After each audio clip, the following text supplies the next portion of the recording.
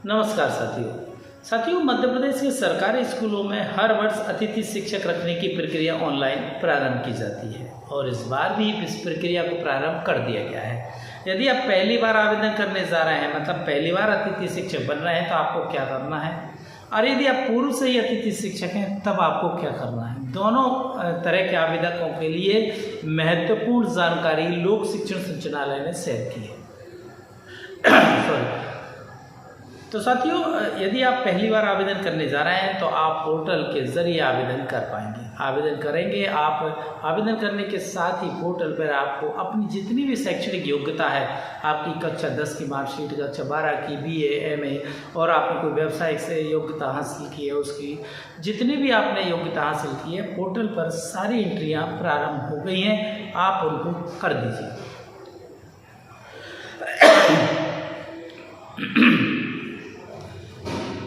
तो पोर्टल पर नवीन आवेदकों का पंजीयन प्रारंभ हो गए हैं और उसमें आप अपनी योग्यता, अपने डॉक्यूमेंट्स को सबमिट कर सकते हैं। उसके बाद आपको संकुल प्राचार्य के माध्यम से अपने डॉक्यूमेंट्स का वेरिफिकेशन फिजिकली कराना होगा। संकुल प्राचार्य से आप अपना जो भी डॉक्यूमेंट्स आपने अपलोड किए पोर्टल पर, वह वेरिफिकेशन करेंगे।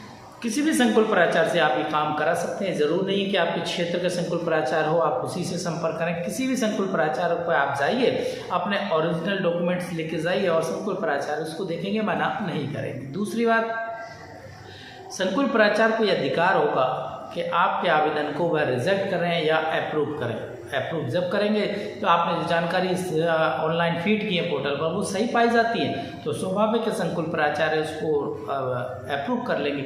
और यदि आपने कोई भ्रामक या गलत जानकारी उसमें फीड कर दी है, वेरिफिकेशन के दौरान वह जानकारी सत्य नहीं पाई जाती है, तो वह आपका आवेदन जो है उसे रिजेक्ट कर देंगे। ये तो नवीन पंजीयनों के लिए हो गया।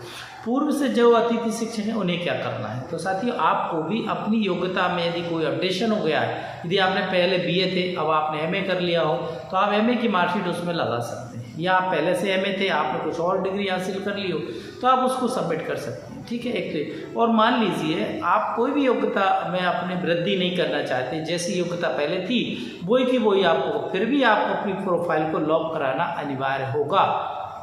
ध्यान रखें, पूर्व के अतिथि शिक्षक अपनी अब शैक्षणिक योग्यता में यदि किसी भी तरह का कोई सुधार नहीं करना चाहते, तब भी आपको अपनी प्रोफाइल को लॉक करना अनिवार्य है। और उसके बाद लॉक जब आप प्रोफाइल कर देंगे, उसका वेरिफिकेशन आपको संकुल प्राचार्य से कराना होगा।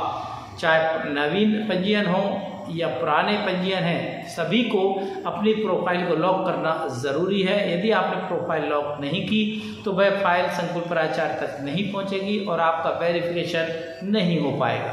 तो क्लियर है, आप पहली बार आवेदन करने जा रहे हैं तब भी आपको प्रोफाइल लॉक करनी है और उसका सत्यापन संकुल प्राचार्य से कराना है। अब यदि आप अतिथि शिक्षक हैं तब भी आपको अपनी प्रोफाइल लॉक करानी है और सत्यापन संकुल प्राचार्य से कराना है। इसके समय सारणी दी गई है, ये संभवतः 2 या 3 मई से शुरू हो गया काम, लगभग 12 मई तक ये चलेगा। तो समय सीमा में आप ये काम कर लीजिए जिससे कि आपको परेशानी ना हो, क्योंकि सारी प्रक्रिया ऑनलाइन है। पारदर्शिता के साथ ये प्रक्रिया अपनाई जा रही है और किसी की इधर उधर बातों में ना आए। आप पोर्टल पर जाकर अपनी जानकारी को सबमिट करें और उसके बाद संकुल प्राचार्य से संपर्क करके अपना वेरिफिकेशन कंप्लीट कराएं।